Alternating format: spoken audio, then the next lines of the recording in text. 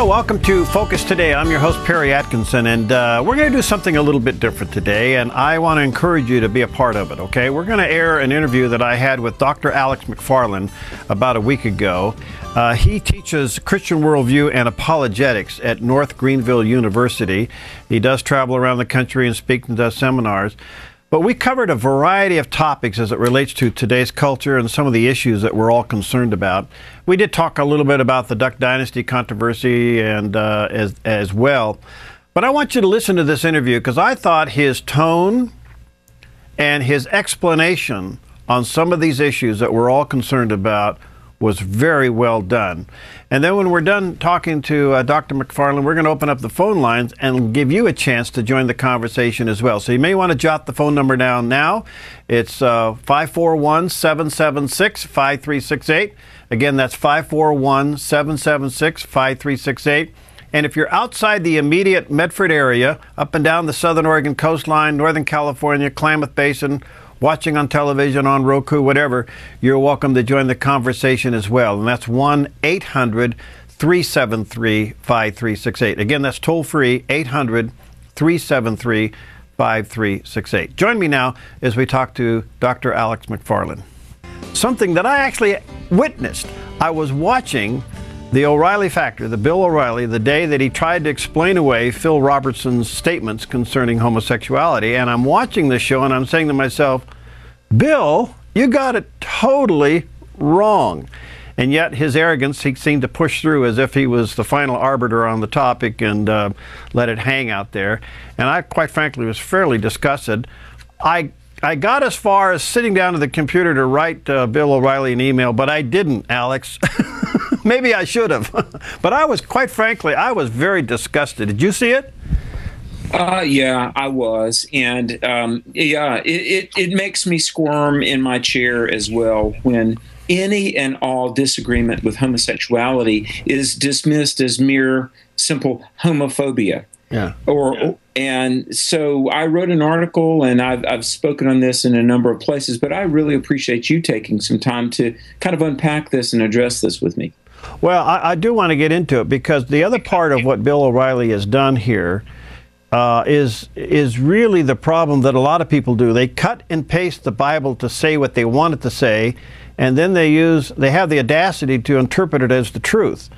And he's clearly used the power of his show to convey that, and I was, quite frankly, disgusted. Well, let me say this. There is such a thing in the world of broadcasting as media training.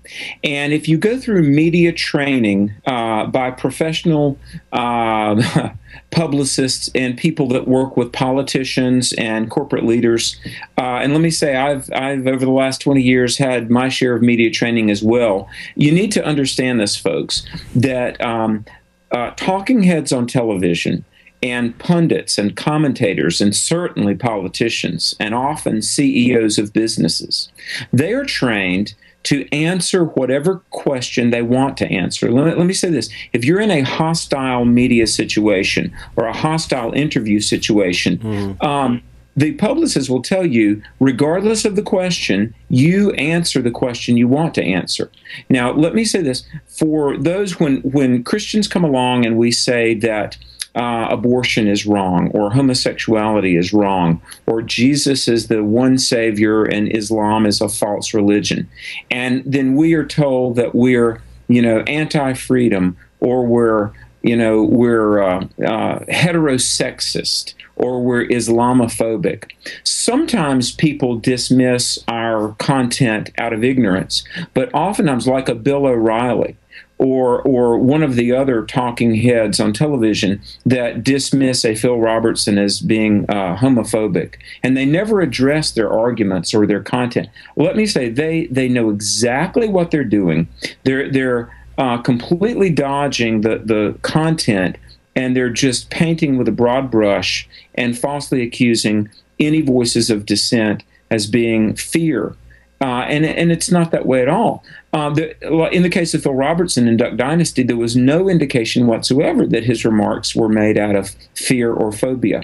And I wrote an article that's floating around the internet now on 5 what I call extra biblical reasons that homosexuality is wrong.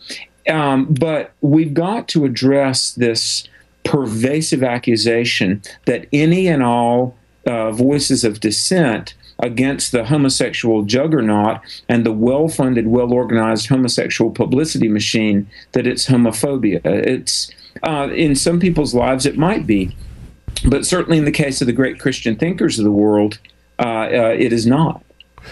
Well, Alex, the response in support of Phil Robertson was historic, and if not, and I think we missed a point as Christians to celebrate the fact that he basically won this thing, and and it got pushed to the side. But the only thing he did was say what the Bible says, and he got criticized for it.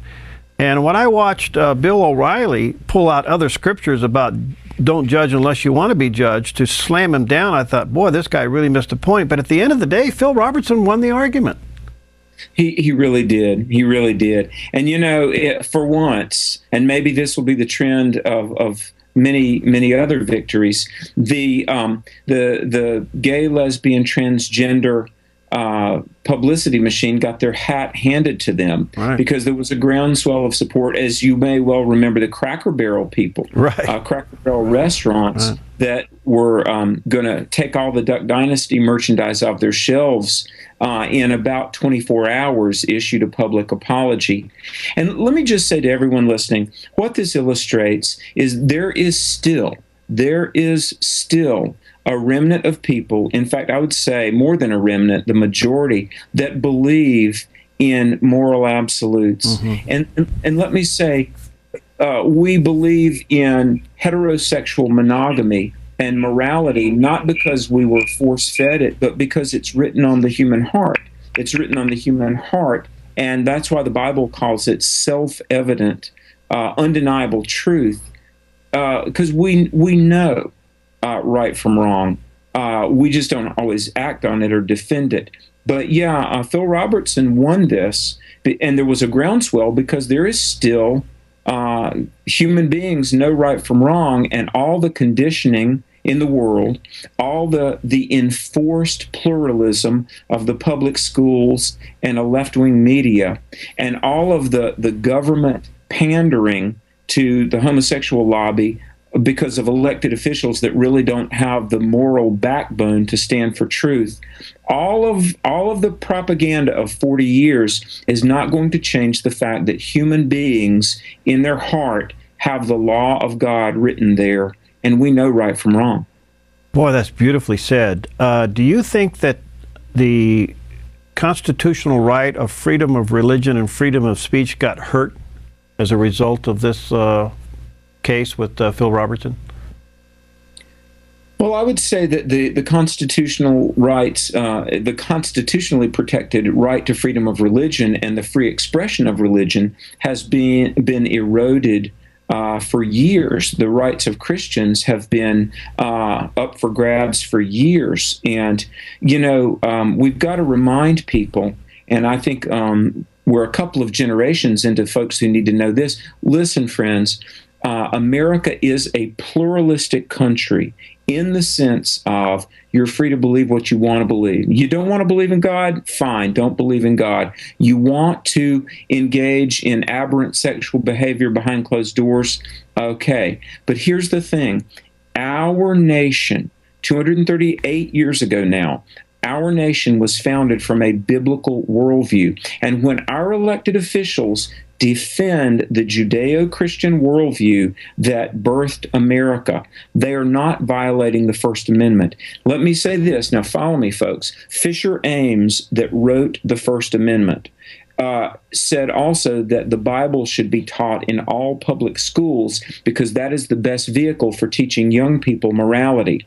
Now, those that would cry, well, if you defend heterosexual monogamy as the norm, if you defend traditional Judeo-Christian morality, the Ten Commandments, then you're somehow violating the First Amendment. Here's my point.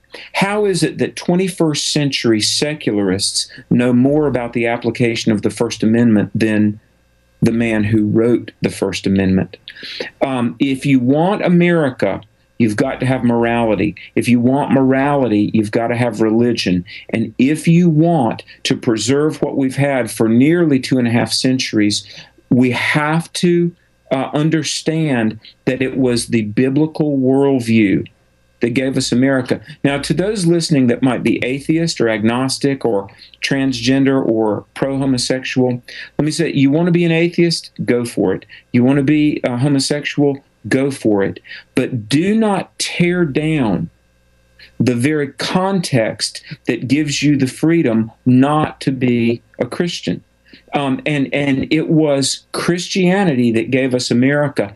And as we tear down the foundation that this nation has rested on for 2 centuries plus, and in fact the Western world, the home, the family, traditional marriage, as the gay lobby has demanded not only that they have the freedom to be gay, but that the rest of the culture must endorse and embrace and affirm.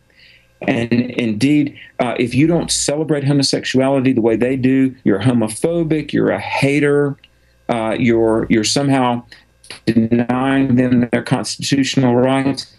Listen, there's no right in the Constitution to redefine marriage. There's no right, there's no constitutionally protected right to tear down the moral structure that gave us this nation.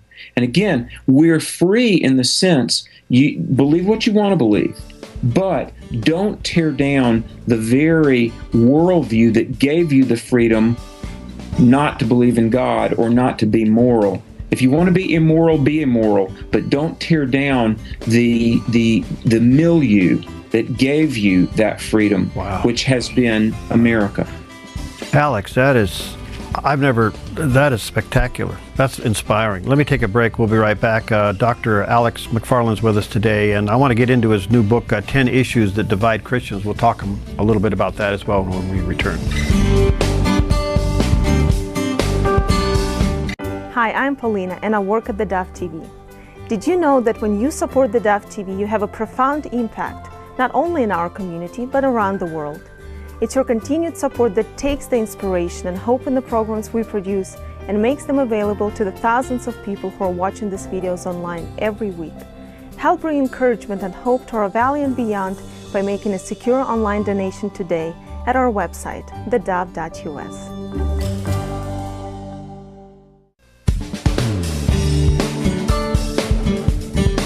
Okay, we're back, and our special guest today, Dr. Alex McFarland, and he's a professor of Christian worldview and apologetics there at the North Greenville University, and radio talk show host, author, speaker. I think he's all over the place, and I like to call him friend because I just love his spirit and what he does. And today we're talking about a variety of things. And I want to get into your new book, Alex, but before I do, I want to finish up with this Duck Dynasty, Phil Robertson / Bill O'Reilly.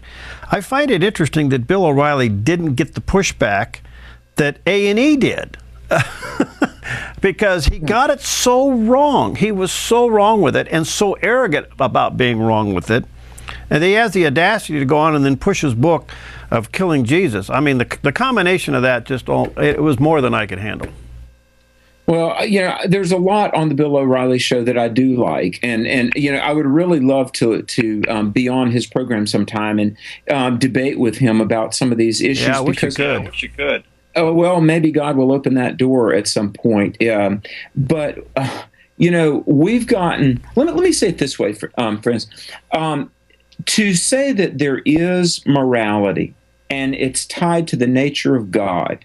And since God doesn't change, what's right and wrong doesn't change. That's a bitter pill for a lot of people to swallow. But I would say to draw a line in the sand and say, as we've been saying, look, there is an objective, universal right and wrong. And if you don't want to acknowledge it, fair enough. You'll answer to God for that one day. But don't abolish morality in your quest, and let me just say this, I've been in the people business a long time. Go ahead, man.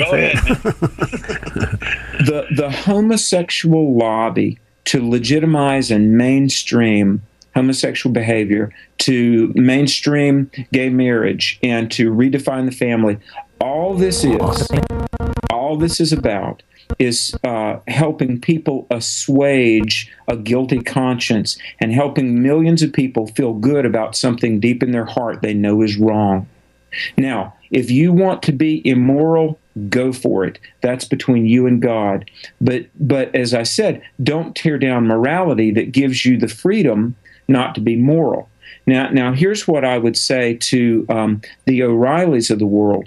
To say that there is morality and there is God, that's a bitter pill to swallow for some people.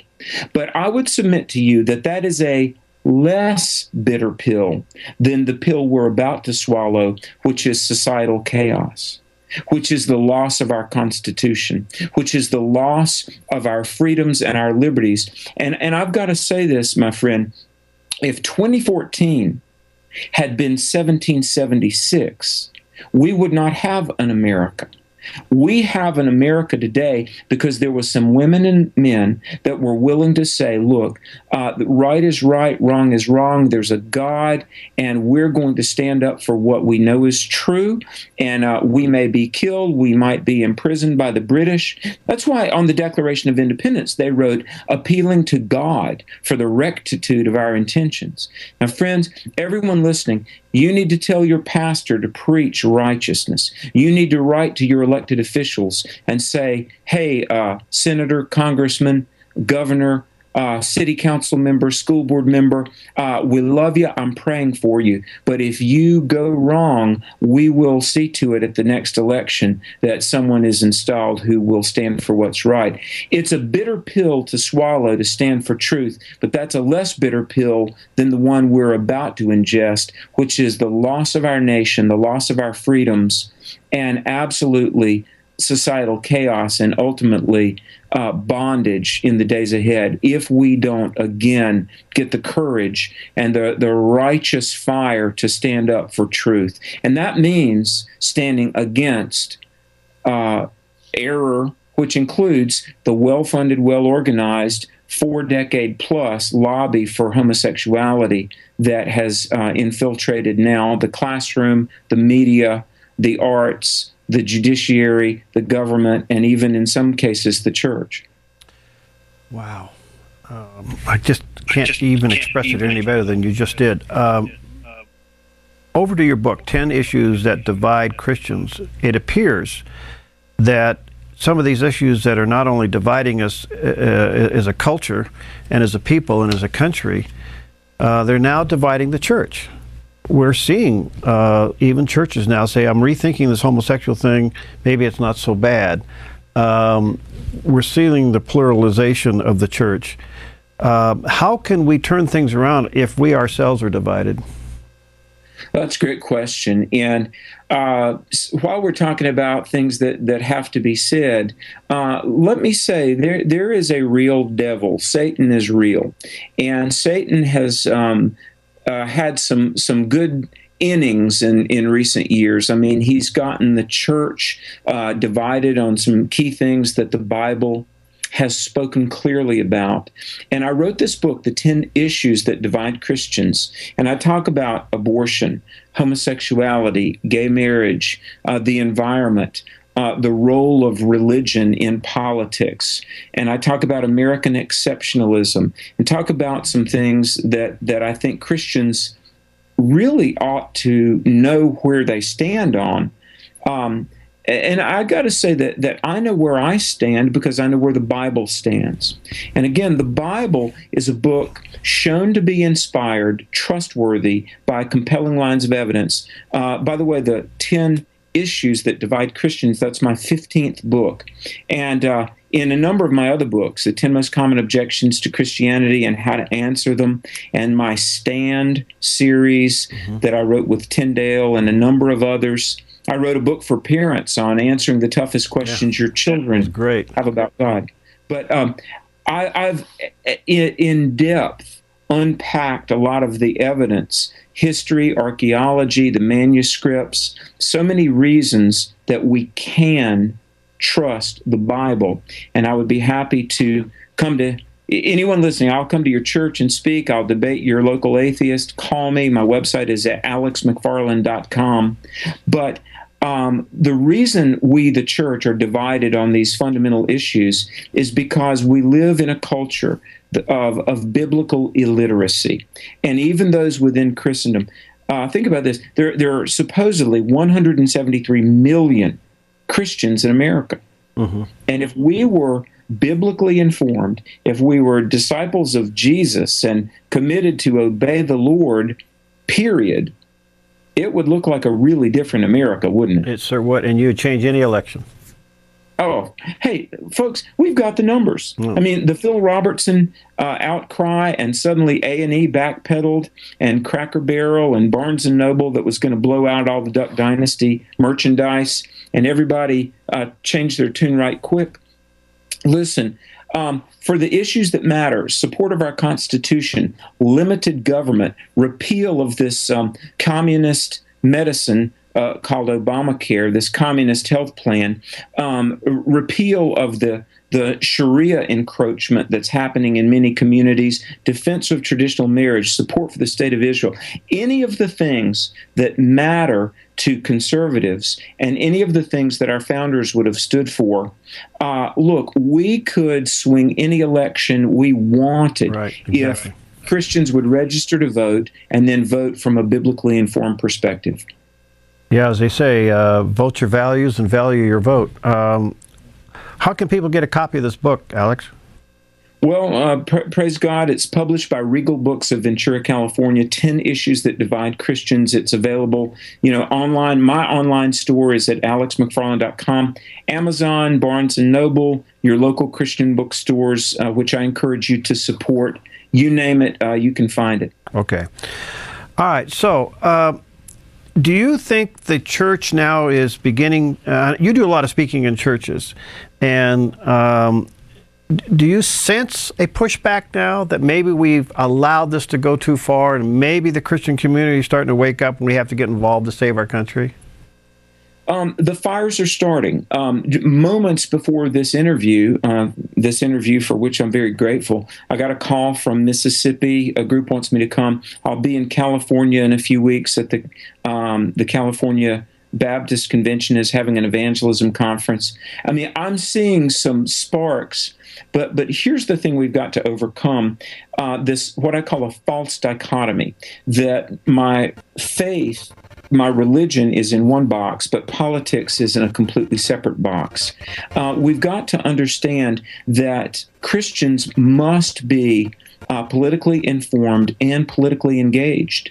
And there's a young generation, the millennials, people that are, say, 29 and younger, they, to a large degree, have zero interest in politics. And let me say it's because of a couple of things. It's because of they've grown up in churches that were absolutely silent on the moral issues like abortion and the defense of marriage. And also then they've been, conditioned to believe that a disciple is just to love Jesus and wait till we die and go to heaven one day. No, a disciple is also to fight for righteousness, stand for truth, even when it's not popular or not convenient. And so we've got to, again, understand that our calling is to be salt and light. Now, we've got the light part. Let's be a witness for the gospel. But we've got to be salt. And salt is a preservative. And if we, well, Benjamin Franklin said this. He said, everybody loves the fruits of freedom, but few people are willing to tend the tree that bears the fruits. Wow. And so young people listening, and maybe not so young, it's time to get back in the fray. And our mission is not just to hunker down, wring our hands, and wait for Christ to come back. He is coming back, but until he does, we better hold the line and stand for truth and even defend truth, which is going to mean taking some public stances that may cost us some popularity points. We got to be more interested in following Jesus, saving souls, and saving a nation rather than our social batting average, and stand for truth, popular or not. And when you get to heaven and God says, well done, you will know it was so worth it. Oh, wow. Thank you, Alex. I value greatly your time and look forward to having you back often. Keep up the good work, and you can go to alexmcfarland.com and check out his material and look for his new book in the Christian bookstores at Evangel and elsewhere, 10 Issues That Divide Christians. Thank you, my friend. God bless. Keep up the good work, will you? Bless you. Thank you so much for your time. All right, we're going to open up the phone lines coming up next and give you a chance to maybe comment on some of the things that he said, because, boy, there's a lot there. And we would like to hear from you. What are you thinking about these things? What's on your mind? What do you feel led to be involved in? Our phone number is 541-776-5368. That's the local number, 541-776-5368. And then the toll-free number is 1-800-373-5368. We'll take your phone calls when we come back.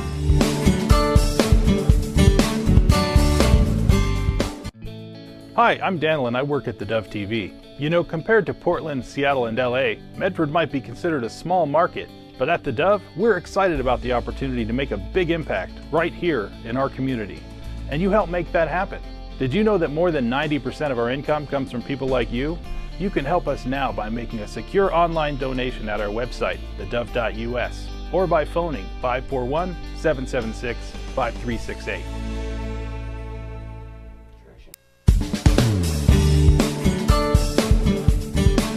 Okay, welcome back. And for the next remaining part of the program today, we're going to open up the phone lines. We'd love to hear from you. And maybe you want to comment on some of the things that Alex and I were talking about. Maybe there are some other things on your mind you'd like to share. Kind of a little bit of a open line Friday.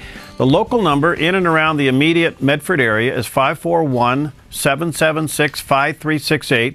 And if you're outside the immediate Medford area, up and down the southern Oregon coast, Northern California, over in the Klamath Basin, maybe you're watching on Roku in another state, you're welcome to join us. The toll-free number is 1-800-373-5368. Again, 800-373-5368. Let me go to Betty, because she's been waiting for quite a while. We'll take her phone call, and then we'll come back and I'll make some comments. And let's see, I think you guys are going to have to help me switch those in there. And we lost her. I apologize. One of those technical things. So, Betty, please call back. Let me just say this. Here are some of the issues that a lot of people will ask us to cover, or will be critical that we're not covering enough and we don't spend more time on it. But these are the issues that here, when we begin to arrange guests and programs, that we are watching.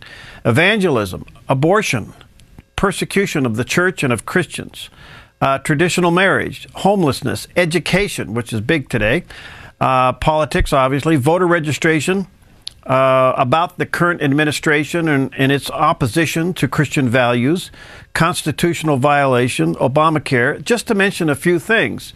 And so what is our response to these issues as believers? Maybe your plate's overloaded and you can't take any more.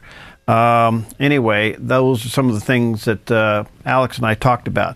All right, let's see if I can do this without too much of a problem. Let's see if we can get Betty on the phone. Betty, I'm sorry about that. Thanks for calling back. What's on your mind?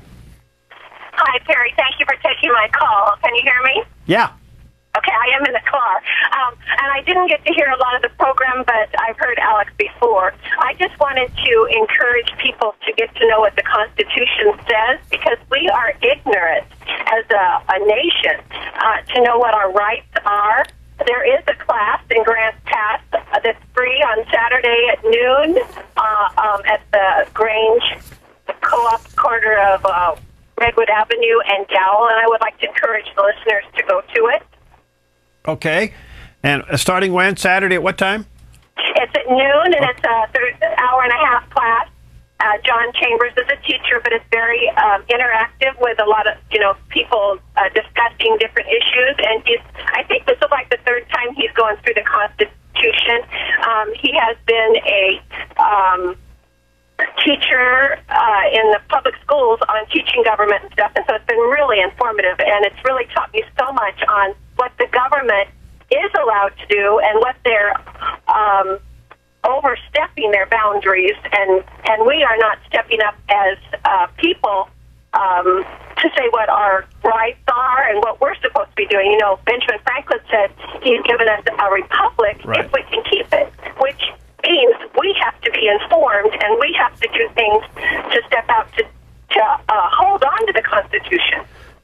well said. Thank you, Betty.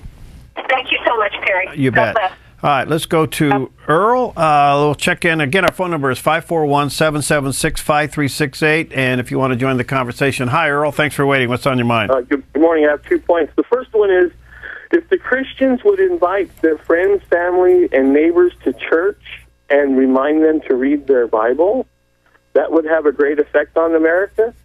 And the second one is it's good to know the federal Constitution, but even more important, the state Constitution, because you live your life within the state, and the state has more to do with normal people living their lives than the federal government does. And so it's important to know your state Constitution and to know the limits of the federal powers and the state powers. And there is a federal document written in 1957. It's called The Limitations of Federal Jurisdiction. And you'll find in that document, written by the federal government, that legislative acts of the federal government do not apply within the exterior borders of the state. It's on PDF. You can read it. Google it. You can read it for yourself. But the most important thing is inviting your friends, family, and neighbors to church and remind them to read their Bible. All right. Thank you, Earl. All right, it's 541-776-5368 if you want to join the conversation. 541-776-5368 or toll free 1-800-373-5368. What I'm sensing here is that people are becoming concerned that something is wrong. And our first 2 phone calls indicate that we haven't paid much attention to our constitutions, whether it's the state constitution or the federal constitution. And what do they say and what do they mean? Is it still we the people? And what we're sensing now that the government has overstepped its powers. And what can we do about it? There's a saying that is quite true, and that is the power of the people is more powerful than the people in power. Let me say that again. The power of the people is more powerful than the people in power. But we don't seem to think that much. It's a delicate thing to balance what you believe and what you see going wrong. And what is the role of the believer in both of these? Yes, we are to be strong in our faith, and we are to be strong and involved in contributing citizens. And what happens so often, we don't get involved in something until we are directly affected by it ourselves. I think the whole abortion issue is a clear example of that. People who have been led down the path of an abortion, excuse me, and then woke up and realized what they had done, ended up being the strongest advocates to stop abortion across the country. And so goes the case with anything that's going on today. You probably don't really get involved in it until it touches your life, and when it does, you really get involved in it, and rightfully so. But now we're faced with something in this country that's very interesting, and that is, are we prepared as believers to pray about it? Are we prepared to seek divine intervention into the United States? We are dangerously close to losing what our freedoms are all about. I've often said there's 3 stages you go through. The first stage is shock and awe. You're in shock and awe of the boldness of those who oppose freedom and certainly the freedom of speech and the freedom of religion. And you're in shock and awe that we have an administration that seems to be so anti-American. The second stage you go through is anger and blame. You get very upset about something and you want to blame somebody. And this is a typical reaction and a healthy reaction, but it also can be a very unhealthy reaction if you stay there. There's plenty of blame to go around. There's plenty of anger to go around. I am upset. You're upset. Everybody's upset about something, and they want their thing to be the dominant thing. And then they get upset with me because I don't cover it the way they want us to cover it.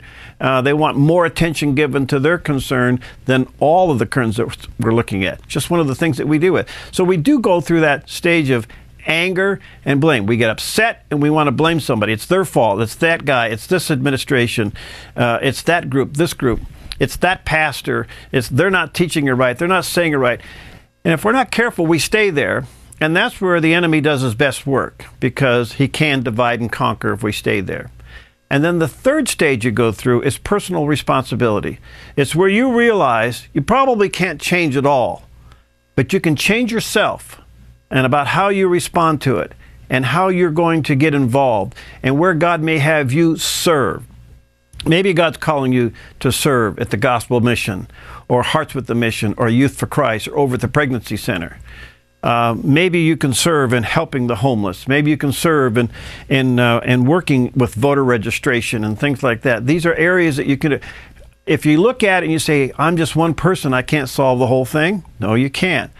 But you can go where God's calling you to go and get involved in the things that God's calling you to get involved in it and serve it wholeheartedly. Just don't stay in the anger and blame stage. And I don't think, it points out a lot of things, but it doesn't solve a lot of things. Quite frankly, if you listen to a lot of the discussion, whether it's on radio or television, it's primarily the anger and blame stage. We need to take personal responsibility. I believe the future of America clearly rests within the faith community. Are we going to realize that we need something that we've only talked about? We need something that we've only read about. We need something that we believe in but have never experienced. And that is, we need divine intervention in the country. Are we willing to pay the price for that?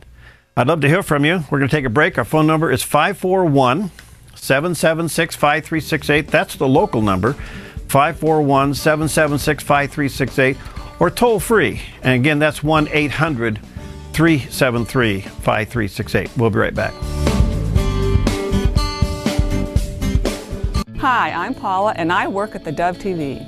Every day we get letters and emails from people who've been encouraged, blessed, and challenged by the programs on the Dove TV. But we couldn't do it without you.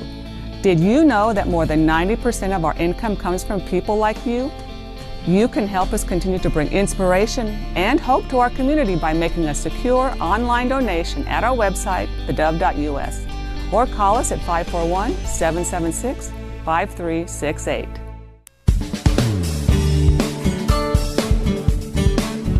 Well, welcome back. We're doing something we haven't done in a little while, a little open line on this day, and give you a chance to join the conversation or, well, bring anything else to the table that maybe be of interest to you. And we're just kind of drawing a little bit about some of the things that I previously discussed with Dr. Alex McFarland. I thought some of his responses, and in particular, helping us get a better handle on how, as believers, we should look at things and how dangerously close we are to literally stepping and thrashing the Constitution of the United States. We're at a critical moment in this country. There's no question about it. And there's a lot of issues, and they're all serious, and they're all right in our face.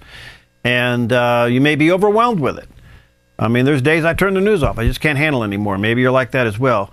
But on the other hand, civic responsibility, I think, is clearly part of our walk of faith as believers. And I would hope that you would seriously look and pay attention as to how close we are on some of these issues. And just by your single act of registering to vote and vote can make a huge difference on some of these things that we are facing. So I'd love to hear from you. The phone number is 776-5368. That's the local number, 776-5368, or toll free outside the immediate area, and that's 1-800-373-5368. Hey, Dick, nice to hear you. How are things in Coos Bay? Well, they're a beautiful sunny morning down here as usual. It's a little bit cool, but not too bad. Great, and, good to hear you. We're in for another nice day. Good, nice to hear your voice. What's up, man? Well, I just wanted to comment that all of this, what's going on as it relates to the involvement of Christians and the basically the ignorance of so many Christians, I believe, of what's going on around them is the major problem here, in that they cannot relate what it says in the Bible to what's going on around them and what is being taken from them in the governmental takeover of all this. And I blame that partially on the fact that we have very poor leadership in the church body that actually have enough information or enough desire even to delve into the complexities of what's going on and to either stimulate more, like the Grants Pass Constitution class, provide that kind of thing. I think the churches have failed miserably in either stimulating people to understand what's going around them in the biblical context, or they just, they don't want to touch that because they might offend somebody, and that might mean that there was a few less people attending their church. So, well, I think, Dick, there was a season, and we may still be in it, or hopefully we're at the tail end of it, where there was a period of time where the church was intimidated into the corner of this myth of separation of church and state. And it permeated the boardrooms of a lot of Christian organizations. And therefore, they abandoned talking on issues because anything that was politicized, they just felt like they weren't allowed to talk about. Exactly. And the fruits of that now have surfaced to where we still have the numbers, but we're not turning those numbers out to vote to change things. Because of the ignorance that the numbers have relative to the impact on their lives and their Christianity. And I think now what's happened, we've reached a point where it is dead serious. Yep. And people are waking up, and I hope it does translate into some kind of responsibility. And I do hope it's not too little too late. Yeah. We're right there on the edge. Because I have to tell you, I have bumped into a lot of Christians, and I say this respectfully, that they have taken on a fatalistic attitude. Why bother? We can't change it. And they have the tendency to say, this is part of the end times, so it's going to happen. So why bother? Right. I just don't find the word quit in the Bible. I can't find it anywhere. Yeah.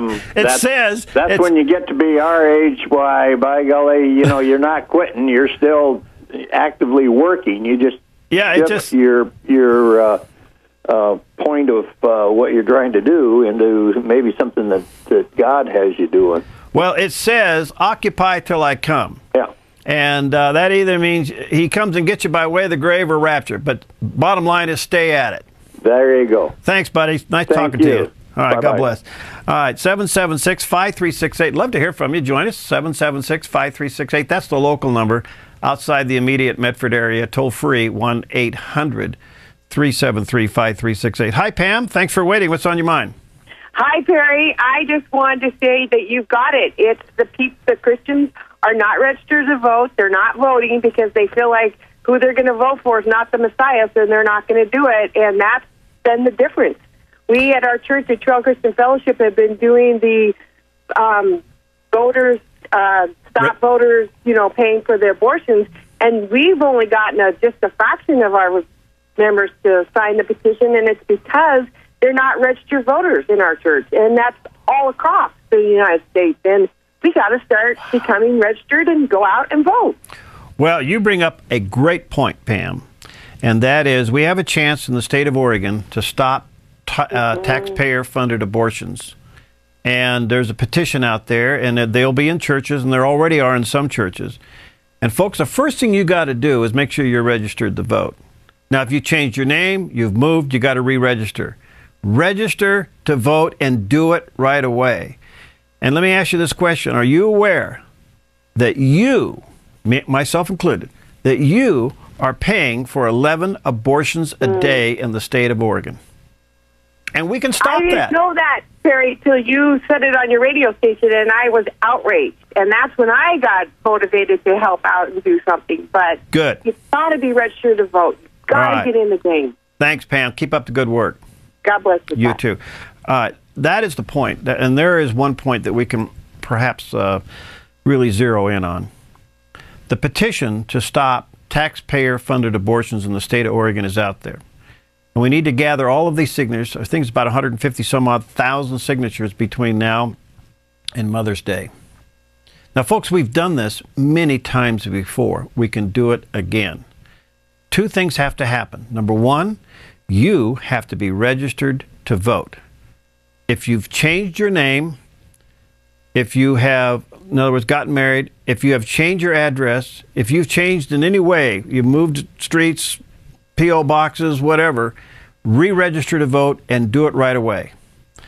And number two, ask your pastor to allow a petition to be circulated in your church.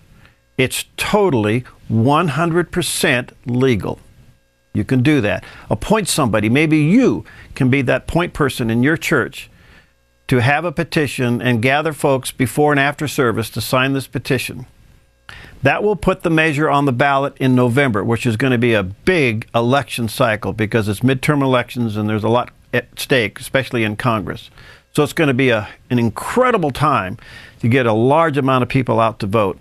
And once that petition is now on the ballot for vote, here's what it does. It will amend the state constitution to stop you and me and our tax dollars for paying for abortions in the state of Oregon. Of all the states in the country, all 50 states, Oregon is at the bottom of abortion restrictions. It's the last one for abortion restrictions in the United States. We have no restrictions on abortion in this state. So the basic fundamental thing that we can do to start to turn that around is to stop our tax dollars for paying for 11 abortions a day in this state. And I hope, I say this with great passion, this is such a simple thing to do for all of us to get involved in. Pastors, don't be intimidated by this. Don't be scared by this. Embrace this. Appoint somebody in your church to do it. Call me or call Brian Platt. We'll come and we'll speak to your congregation about it. Whatever you want to do, we'll do it. This has to stop. We can stop our taxes for paying for abortions in the state. 11 a day. Today, you and I, through our tax dollars, are going to kill 11 babies. Does that disturb you? It should. Let me see if I can squeeze in one more. Betty, thanks for waiting. Quickly, go ahead. Hi, I represent all those people you bumped into that think the end times are coming and why bother. But that's really not my attitude. My attitude is I've done a lot of things, but I look at what Jesus did when he was here, and all the Jews were complaining that he didn't take over and, throw the Romans out. And I think we should be praying more. I think we should, my people who are called by my name and all that, prayer is where it's at. Well, I think we are. And it goes back. Remember this, the 3 stages, shock and awe, anger and blame, and then personal responsibility. Has all of this changed your personal prayer life? Yes, but not really in a political sense, more in a save the souls. Good. It's getting later than you think. Yes. Try to save as many souls as you can. So there you go. So you have changed for the better. But Jesus never got involved politically. Oh, I think he did. It's just how you look at it. When he turned the tables over in the temple, what was that? Yeah, that's true. Well, I'm not for just hiding your head in the sand. No, I understand. Hey, thanks, Betty. Okay, bye-bye. Bye. All right, folks, thanks for your involvement in your conversation, and also thank you for your support of this unique media ministry. When you support the Dove, I can't tell you what it's doing behind the scenes. It's just incredible. We can't be on the air without your help, so thank you so much for those of you who have been so faithful with your monthly support. That's making a huge difference. We'll be giving you an update on the building coming up here shortly. There's just a lot on our plate right now. But right now, pray for America. Pray for your church, pray for our communities, pray for our state, and let's be responsible citizens, okay? We'll see you next time on Focus Today. Hi, I'm Jim, and I work at the Dove TV. Every weekday between 6 and 8 a.m., our award-winning news and sports team bring you the best morning show around. It's live, it's honest, and it's a whole lot of fun. And you help make it happen. Did you know that more than 90% of our income comes from people like you? You can help us continue to air local programs that share your voice by making a secure online donation at our website, thedove.us.